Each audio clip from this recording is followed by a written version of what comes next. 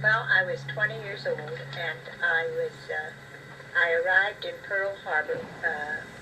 We left San Diego on the USS Mariposa, and I arrived in Honolulu on November 26th, 1941. I was there to spend time with my husband, Tony, who was aboard the USS Lexington, and it was his last tour of duty, and he was about to get out of the service, and we were going to travel back home together aboard the liner and have a holiday honeymoon vacation back.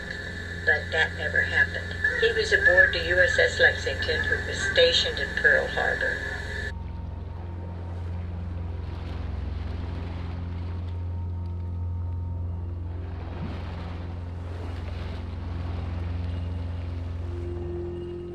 The USS Lexington pulled out of Pearl Harbor on December 5th, and I was living with another Navy wife and her daughter, Fern McDevitt, and Doreen was her daughter, and we were there. We lived in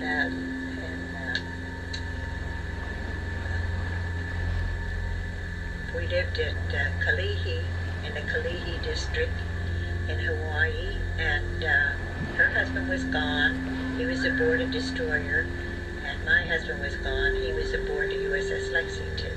So I was living with this couple, and on December 7th, she was a heavy smoker, so she gets up early and was sitting on the porch out in the back having a cigarette when she saw the planes, and she come running into the bedroom and says, Ange, come see what this is. And I ran out and I saw the planes fly over and saw them dropping the bombs. I said, maybe it's a practice. And she said, well, it wouldn't be a practice making that much noise on the island. So that's what happened on December 7th.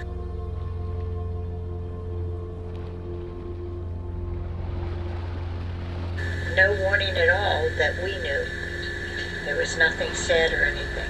Now, I could hear the bombs falling, and I could hear the whistling of the bombs coming down. And outside of that, I could see the planes and the bombs falling. But I was not that right in Pearl Harbor. We were living in, like I said, the Kalihi district, which was it was a little bit outside the base. We weren't not right in the base. Well, I was a little frightened, but not so much for myself, but for my husband, who had left 2 days before that, and I was afraid that maybe he had encountered the Japanese on his way out, because he went out on the 5th and they come in on the 7th, and I was afraid maybe he had met the combat troop coming in.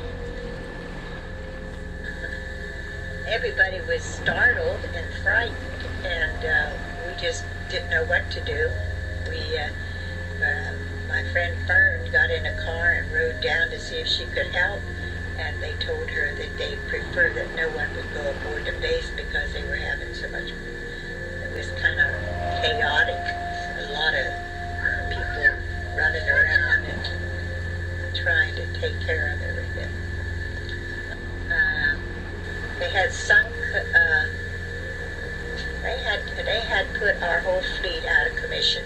They had damaged a lot of our ships, and the USS Lexington pulled out, and the Utah pulled in where the USS Lexington was, and they had bombed and sunk the USS Utah.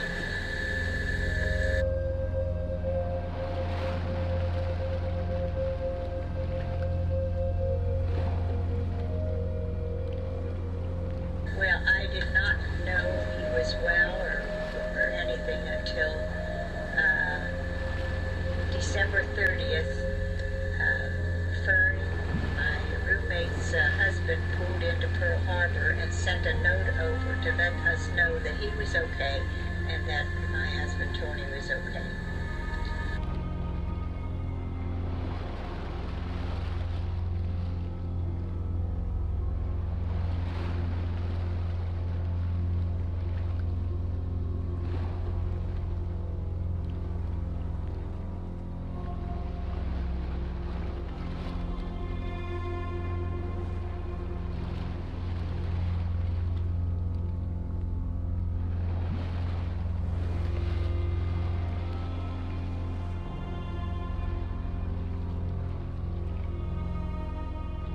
and we had blackout.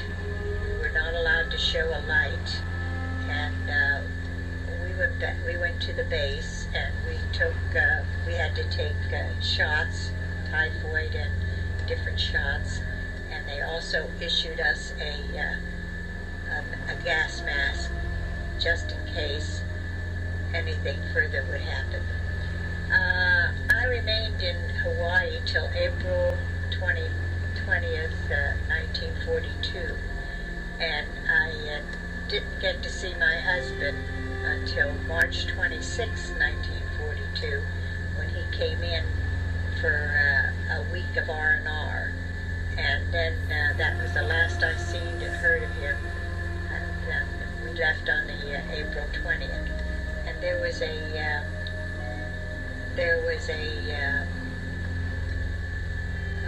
volcano erupting on the Big Island, so they left us stay until the April 21st in the harbor, and then we left.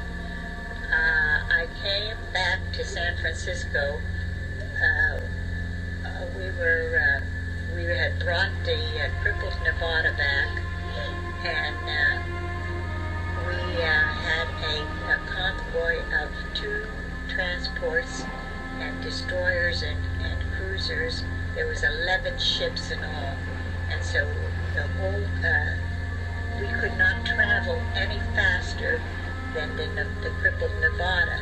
So it took us 9 days on the water to get to San Francisco.